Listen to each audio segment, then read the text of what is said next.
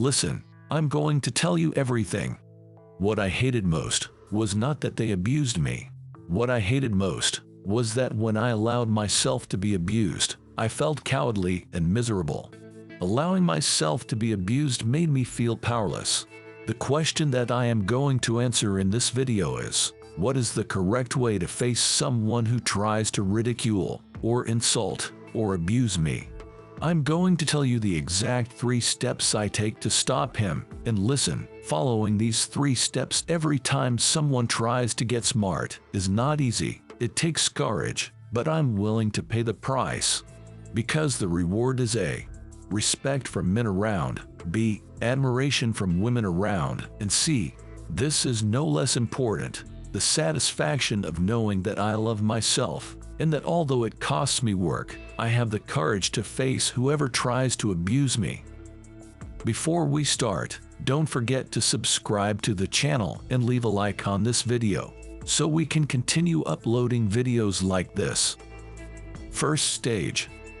Someone disrespects me or tries to get smart with me by doing something I don't like.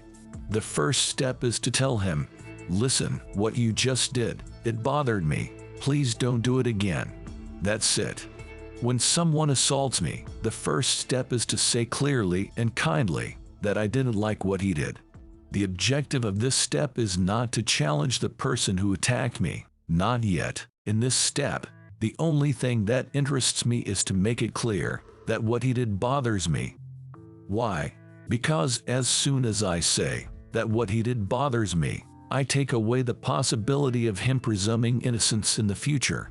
I take away the possibility of hearing himself saying that he didn't know that bothered me. And look, you and I know perfectly well that there are people who do what they do just because they know it bothers you.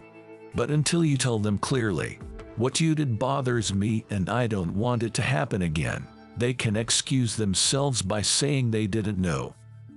Hey, I know it's easier to remain silent. I know that when someone offends me, it's easier to pretend that nothing happened here. I know that to say, what you did bothers me. It's difficult and it takes courage, a lot of courage, especially if you're out of practice. But you will see that over time you start to enjoy it. It's weird, but it feels good. Defending yourself feels good. And it's worth it, even if you only take the first step. It's worth it, because 9 out of 10 people start to respect you and leave you alone just by telling them clearly and kindly that what they did bothers you. Try it. Second step. Communicate that you are willing to defend yourself. It's interesting. We have a person who is overweight who is highly mocked by the others. We all bother him. On the other hand, we have a skinny guy with glasses, but nobody messes with him. And the reason is simple. When someone bothers the gorilla laughs. Look, the gorilla could kill me with one blow, but he is not willing to defend himself. That's why anyone abuses him. But the nerd with glasses, on the other hand, is more than ready to defend himself. And although I am stronger than him, I know well that an angry nerd can easily stick a finger in my eye, break my nose with a headbutt. The lessons are simple. First, it doesn't matter if I'm strong as a gorilla. If I'm not willing to defend myself, anyone can abuse me. And second, to earn respect, I don't need to be the strongest. What I do need is to be willing to defend myself. Listen, communicating that you're willing to defend yourself works like magic. Like magic. And the reason is that animals and people are evolutionarily programmed to avoid unnecessary fights. I learned that from Jordan Peterson's famous lobsters. Pay attention, because I suspect that you are not going to forget this lesson either. In a confrontation, the first thing that happens is that one lobster stands in front of the other. They observe each other, and usually one of them decides that the fight is not worth it and withdraws.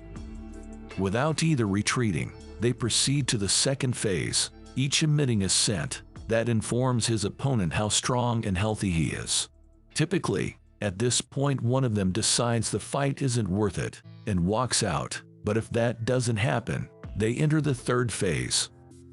They raise their pincers threateningly. They show that they are strong, that they are powerful, and that they are truly ready to fight.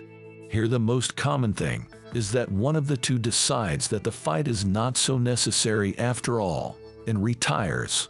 If that doesn't happen, they enter the fourth phase, each trying to flip the other lobster upside down. The lobster that ends up flipped almost always conveniently decides that the fight is unnecessary and immediately retreats before taking major damage. Finally, without any retires, they enter the fifth and final phase, real combat. Legs, antennae, pincers are torn off, holes are made in the shell. Both winner and loser are seriously injured and mutilated. Now realize how many steps there are to try to avoid a real confrontation. Why don't they want to fight? I'm glad you ask.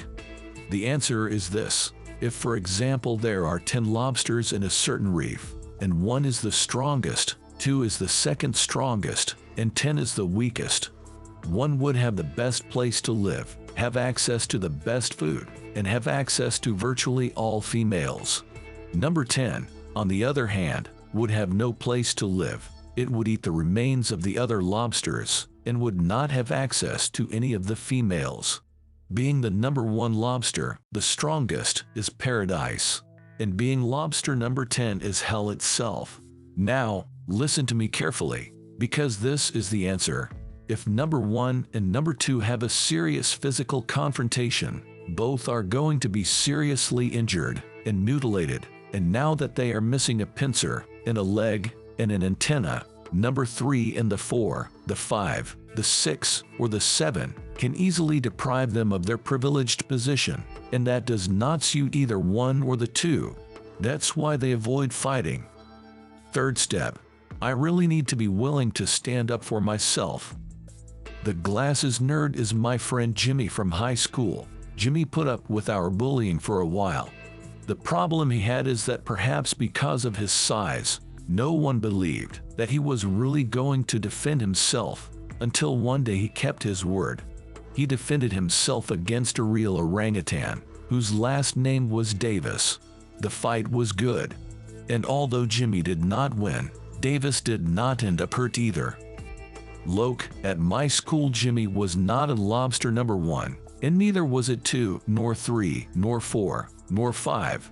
But that day he showed us all that if he says he is willing to defend himself, it is because he is willing to defend himself. It was the last time anyone tried to get smart with him.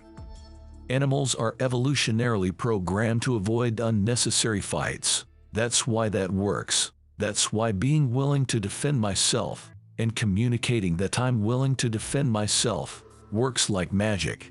It saves me trouble, and that's why I think this is a great video. Until next time, don't forget to leave a like and subscribe. See you.